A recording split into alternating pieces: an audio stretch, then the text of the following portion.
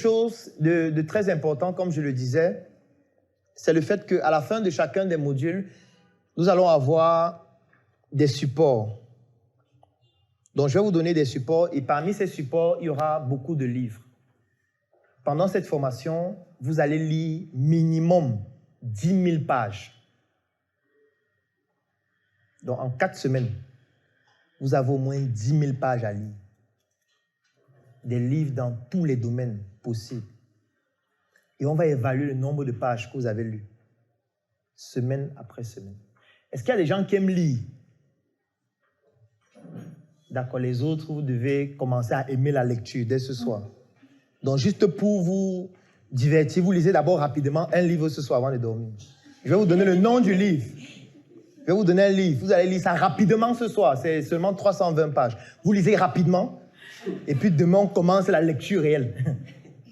On va trop lire pendant la formation aussi. Vous allez lire énormément.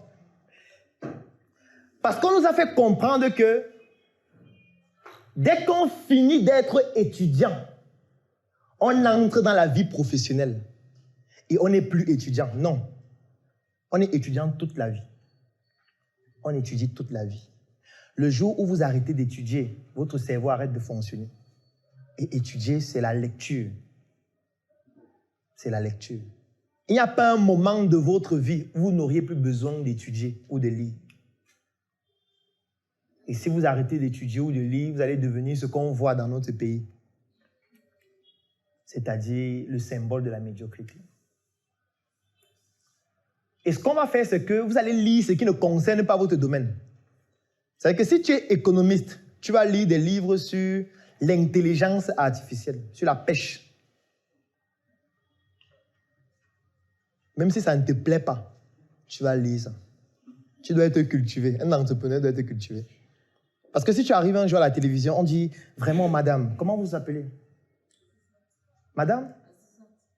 Madame Azizat.